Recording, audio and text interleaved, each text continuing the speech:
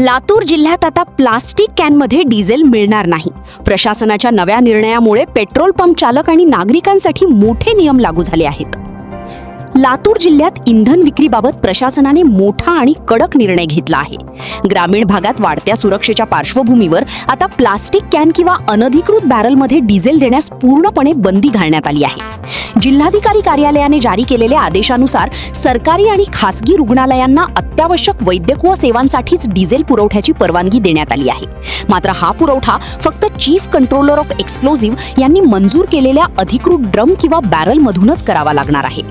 Petrol pump चालकांना आता diesel देताना संबंधित रुग्णालयाची कागदपत्रे तपासणी, नोंदी ठेवणे आणि सर्व सुरक्षा नियमांचे काटेकोर पालन करणे बंधनकारक करण्यात आले आहे।